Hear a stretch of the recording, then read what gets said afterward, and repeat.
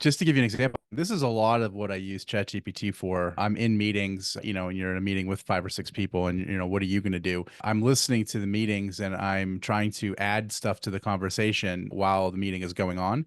So someone will make a mention of something and I'll do research with ChatGPT and I'll say, oh, geez, the answer to this is already here.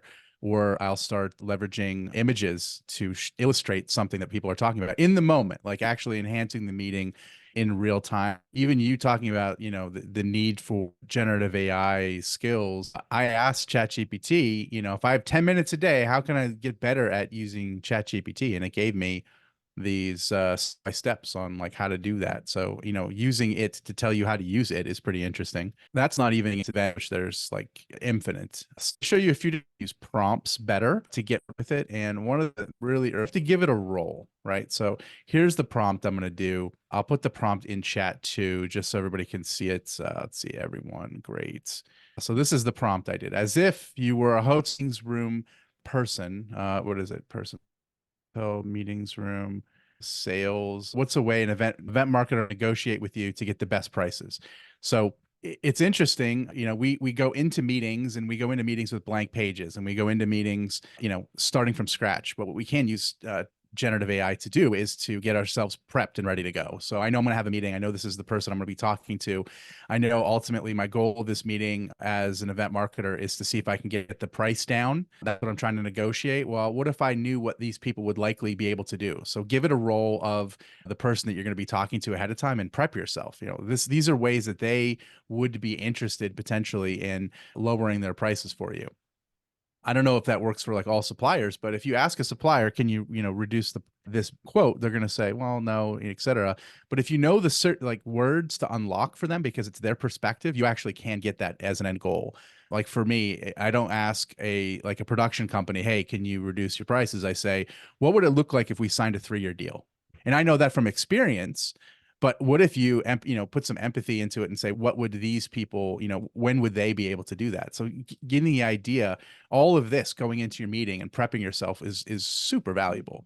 I don't know. Is there anything else when you interface with like someone that you're like, what are the types of meetings, Matt, that you go into all the time that you'd want to know Um, from that person? that I would want to know from the person. Yeah. Or like you'd be able to like prep, like just to say, okay, what might they do? Oh, Like prep. say, Yeah, I mean, yeah, when I go into meetings for like insurances for my business, right? 401k sure. discussions, recently we were looking at, new tax accountants, like what to walk in when I'm talking to tax accountants, like what's, just some general things like that. So I mean, for me, those are some things. And then Nick, is it you and I spoke earlier and when we talked, right? I kind of gave you the idea of I had heard from listening to a podcast about AI that one of the best ways to think about it is to talk to it and use it like it's a really talented assistant that you have, right? Like an assistant or an intern that's working for you, that essentially the more details, the more information you give it, plus the direction that you give, the better you're going to get back out. Is that a good way of thinking about it? Yeah. Yeah. I mean, it doesn't know what you know. It doesn't have the context that but it's eager to figure it out. And if you give them all the clues and all of the places to go, which means you need to be able to be specific in what you want, in the same way that if you were to ask an intern, if you don't say things, it's kind of on you, right? So if you were to say, can you give me a report about some specific competitor, and they come back with a 40-page, report, it's on you for not saying, I really just wanted an executive summary. Give me 5 bullet points. So you have Hmm. to think along the Yeah. lines. It just does literally what you say it would, in the same way that an eager person who doesn't know any better. So thinking about controlling the output lengths is a good example of would want to interface with them. It really just comes down to the fact that you have to know what you want from them. And there's a few different ways that you can organize your prompts to make sure that you get the answers that you're looking for. Like one is the idea of goal oriented. So instead of just saying, can you give me this thing that I'm looking for? You would give me this thing because ultimately what I'm going to do with it is this. And it will configure what you ask for in a better way because you're actually telling it what your end goal with that information is.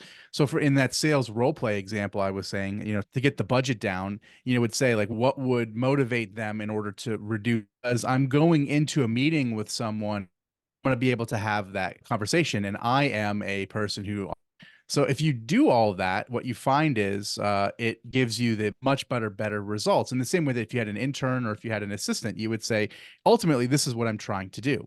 That's one way of doing it. And the other way is the UX way of creating prompts, which is to say, once I get this information, I'm using this information in order to get them to, change their mind, or I'm getting them to, want to be a partner with me, et cetera. And if you put the prompts in there with that sort of UX mindset in there, you get very different results too. Those are a couple Gotcha. different ways that you can organize. Yeah.